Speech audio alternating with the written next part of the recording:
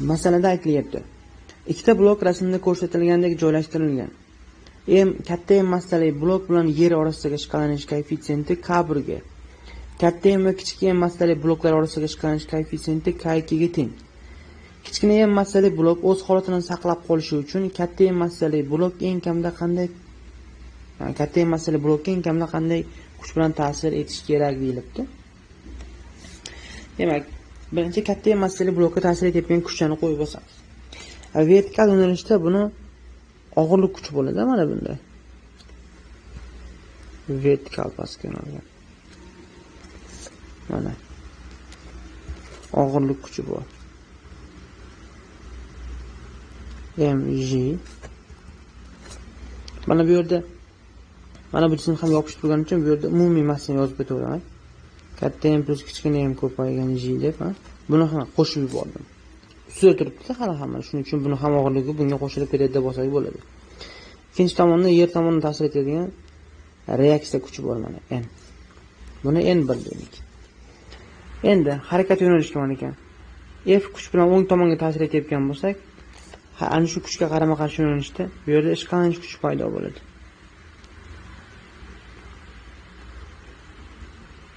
F ishqalanish 1. Mana shu kuchlar natijasida sistema olaylik o'ng tomonga A tezlanish bilan harakat qilyapti. Ana endi kichkina massali blokka o'tamiz. Unga ta'sir etayotgan kuchlar vertikal pastga yo'nalgan og'irlik kuchi bo'ladi mg. Endi mana shu tushib ketishini oldini olish uchun bu yerda ishqalanish paydo bo'layotgan F ishqalanish 2. Va endi mana bu katta massali blokka ta'sir etayotgan bo'lgani uchun bu tegib turgan bo'lgani uchun bu yerda reaksiya kuchi paydo bo'ladi. Mana bunday. N2. Sistema A tezlanish bilan o'ng tomonga harakat qilayotgani uchun kichkina massali blokka inersiya kuchi ta'sir qiladi. U har doim tezlanish yo'nalishiga qarama-qarshi va MA ga teng hisoblanadi. Mana bunday. Ana endi masalalarni yechish uchun biz mana bunga qarab avval xulosalarni olamiz. Xo'p, demak, boshladik.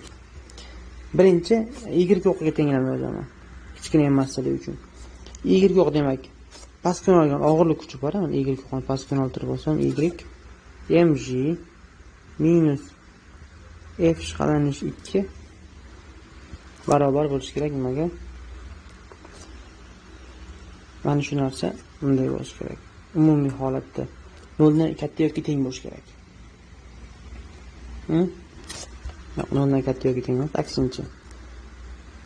Mana bu shart bajarilishi kerak. Ya'ni ishqalanish kuchi eng kamida mg ga teng bo'lishi kerak, undan katta bo'lishi kerak. Shunda jism tushib ketmaydi. Mana shu shart bo'ladi. Bizda eng kami deyilgani uchun og'irlik kuchi minus f ishqalanish 2 ni 0 ga teng deb ishlayveramiz.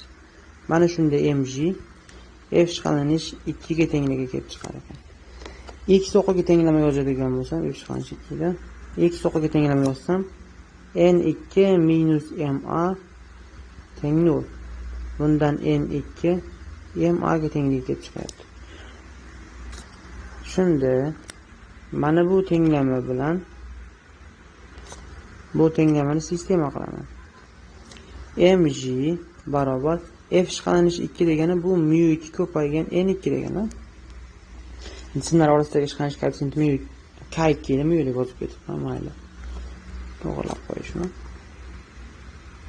k2 ko'paygan n2.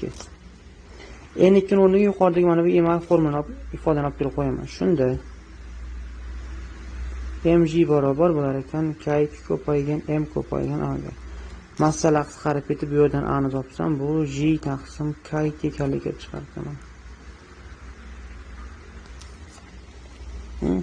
Mana shunday. Mana bu yerda birinchi yozganlarim hammasi sistema uchun yozilganda, endi butun sistema uchun tenglama yozaman. Butun sistema uchun tenglama yozadigan bo'lsak, hop, x o'qiga yozamiz. Y yozadigan bor. Butun sistema uchun y yozadigan bo'lsam, pastga katta inpuls kichkina ko'paygan g. Yuqoriga yo'nalgan n1 bor ekan. Boshqa kuch yo'q va tezlanish yo'q. Bundan n1 katta m plus kichkina m ko'paygan j ga tenglik kelib chiqyapti. Keyingi qiladigan ishimiz endi x o'qiga yozamiz. X o'qiga yozadigan bo'lsak, butun sistema uchun bu yerda f kuch bor, x o'qi bo'ylab yo'nalgan. Bunga qarama-qarshi yo'nalgan f ishqalanish 1 bor. Mana shu kuchlar natijasida katta m va kichkina m masalali simlar o'ng tomonga a tezlanish bilan harakat qilayotgan ekan.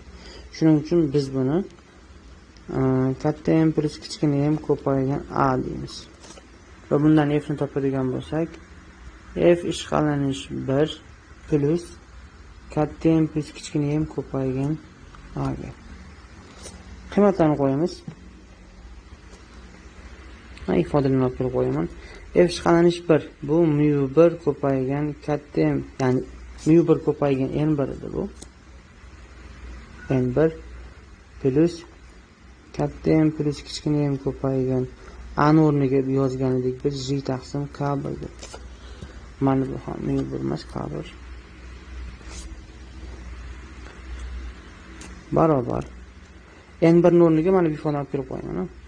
Shunda k1 ko'paygan katta m plus kichkina m ko'paygan j plus katta m plus kichkina m ko'paygan j taqsim k1 bo'lyapti. Umumiy ko'paytiruvchidan qavsdan tashqariga olib chiqadigan bo'lsam, katta m plus kichkina m ko'paygan j ko'paygan bo'lyapti.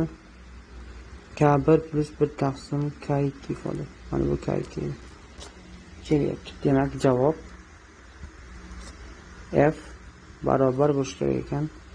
Katta m plus kichkina m ko'paygan k1 plus 1 taqsim k2 ko'paygan j ifodaga.